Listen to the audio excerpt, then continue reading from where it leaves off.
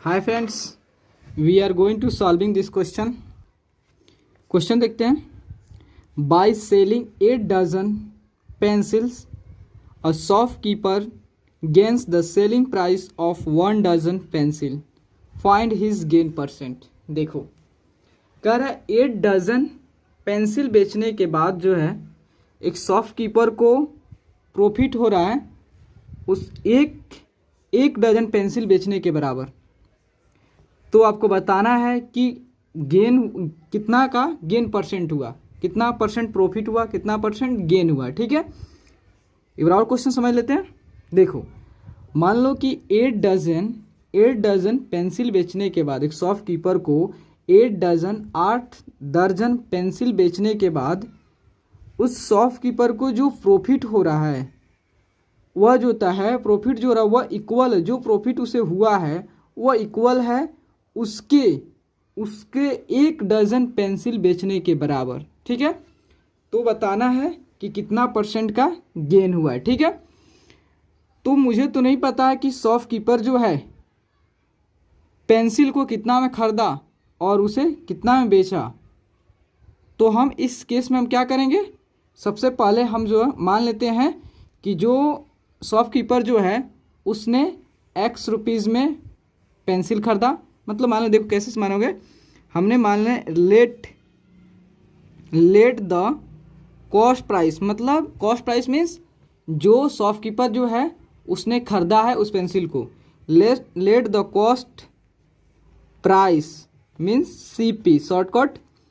Let the cost price of 1 pencil, हमने 1 pencil के लिए माना, हमने माना कि जो शॉपकीपर जो है उसने एक पेंसिल खरीदा कितना में, पेंसिल B आपका X रुपीज़ में। ठीक है, तो therefore the cost price of कितना पेंसिल खरीदा था उसने, 8 डजन। तो 8 डजन को आप जो है कन्वर्ट करना चाहें क्या चीज़ में, उसको पेंसिल में कितना नंबर ऑफ पेंसिल खरीदा, तो कैसे करोगे। देखो, आप भी जानते हो 1 डजन, ठीक है, 1 डजन इक्वल टू कितना पेंसिल होता है, कितना होगा आपका 12 पेंसिल होगा ना। 1 डजन में 12 पेंसिल हो गया, तो उसने 8 डजन पेंसिल खरीदा था, तो 8 डजन में कितना पेंसिल होगा।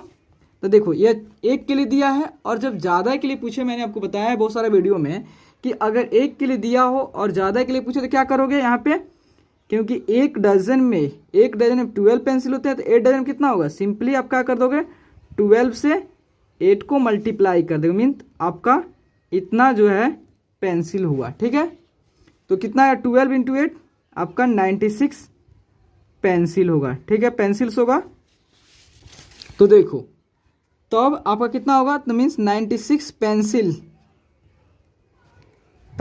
B, एक पेंसिल का दाम X रुपीज़ है, तो 96 पेंसिल का दाम कितना होगा, 96X होगा। ठीक है, तो आपने निकाल लिया है कि जो शॉपकीपर जो है उसने 96X रुपीज़ में पेंसिल को खरीदा। अब हम फाइंड आउट कर लेते हैं कि जो शॉपकीपर है उस पेंसिल को कितने रुपया में बेचता है। तो इसके क्या करते हैं, let the selling price means SP let the selling price of 1 pencil. ठीक है, 1 पेंसिल B, इसे मान रहे हैं हम Y रुपीज़। ठीक है, अब मान रहे हैं कि जो शॉपकीपर जो है उसने क्या किया, एक पेंसिल को Y रुपीज़ में बेचता है, तो उसने कितना पेंसिल को बेचा, 96 पेंसिल को। तो देखो, तो the selling price of 96 pencil BRS कितना होगा, 96Y होगा। ठीक है, 96Y होगा। तो आपने निकाल लिया जो शॉपकीपर जो है उसने 96X रुपीज़ में पेंसिल को खरीद कर उसे 96Y रुपीज़ में उस पेंसिल को बेच दिया। ठीक है, आपके क्वेश्चन में एक और कंडीशन दिया है कि जो शॉपकीपर जो है उसको जो उसे गेन हुआ वो कितना के बराबर है, वह गेन जो है 1 डजन पेंसिल के बराबर है। 1 डजन जो होता है 1 डजन पेंसिल के बराबर उससे गेन हुआ। ठीक है, 1 डजन पेंसिल बेचने के बराबर उसे SP यहाँ पे लिखोगे SP ऑफ 1 डजन पेंसिल के बराबर हुआ, मतलब 1 डजन जब पेंसिल बेचा उसके बराबर उसे गेन हुआ। ठीक है, तो यहाँ देखो, तो गेन इक्वल टू, आप जानते हो उसने एक पेंसिल को Y रुपीज़ बेचा, तो 96 पेंसिल कितना बेचा 96 Y में। अगर उसने 4 पेंसिल को, तो 4 पेंसिल कितना बेचेगा, तो उसने 4 Y में बेचेगा। ठीक है, तो 4 नहीं है यहाँ पे, कितना है, तो ये देखो आपको 1 डजन लिखा है ना, 1 डजन, तो 1 डजन में कितने पेंसिल होते हैं 12, तो उसने 12 पेंसिल खरीदा। देखो 1 पेंसिल उसने Y रुपीज़ बेचता है, तो 96 पेंसिल कितने बेचेगा 96 Y में बेचेगा, तो 12 पेंसिल कितना बेचेगा, तो उसने 12 Y में बेचेगा। ठीक है, 12 ये 12 है। ठीक है, आप करेक्ट कर लीजिएगा, 12 Y में बेचा। तो देखो, तो गेन जो है कितने बराबर है 12 Y के बराबर है। ठीक है, क्योंकि 12 पेंसिल बेचने के बराबर जो है उसे क्या हुआ, गेन होता है। जो भी गेन होता है वह गेन जो है इक्वल है 12 पेंसिल बेचने के बराबर। ठीक है, तो आप देखो गेन का फॉर्मूला आप जानते हो, गेन का आपको निकालना है गेन परसेंट। आपको क्या निकालना है, आपको निकालना है गेन परसेंट। ठीक है, तो गेन परसेंट कैसे निकलेगा, तो देखो सबसे पहले गेन निकालना पड़ेगा। गेन परसेंट फॉर्मूला क्या होता है, गेन बाई CP इंटू 100 होती है। देन गेन इक्वल टू क्या होता है, आप भी जानते हो SP माइनस ऑफ CP।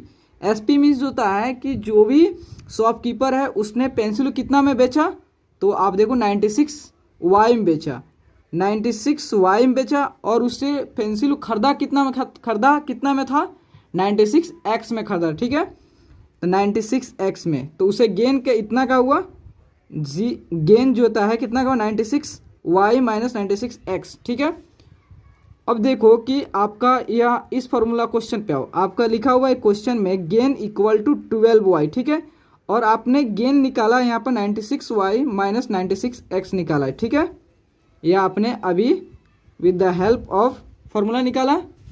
तो जब इस वैल्यू को गेन को पुट करोगे इस इक्वेशन में, तो देखो 96 Y minus 96 X equal to 12 Y। ठीक है, तो देखो, तो मीन्स 96 Y जब इधर प्लस में इक्वल की साइड आएगा तो माइनस 12 Y इक्वल टू, इधर माइनस में इक्वल की साइड आएगा तो प्लस हो जाएगा। ठीक है, तो देखो 96 में 12 का कितना, 6 में से 2 गया 4, और 9 में से 1 गया 8, मीन्स 84 Y हो गया इक्वल टू 96 X हो गया।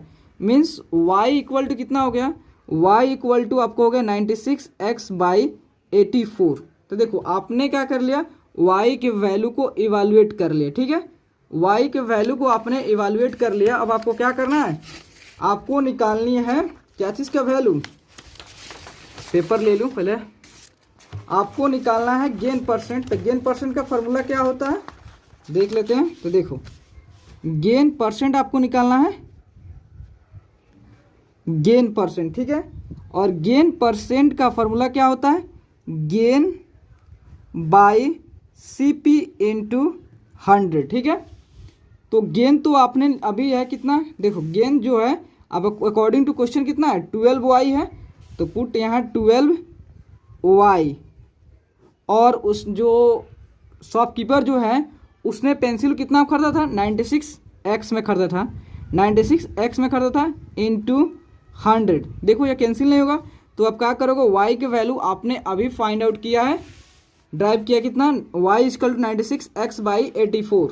ठीक है, तो देखो, तो Y इक्वल टू देखो 12 इंटू Y की वैल्यू कितना है 96 X by 84 into 96 X into 100 जो होता है। ठीक है, उसके बाद जो होता है देखो X से X कैंसिल, 96 से 96 कैंसिल हो गया, और देखो 12 से यह 84 करे कितना बार 7 बार में, तो आपको कितना आया, आपका आया 100/7 आया। ठीक है, 100/7। अब इसे देखो कितना परसेंट हुआ, 100/7% हुआ।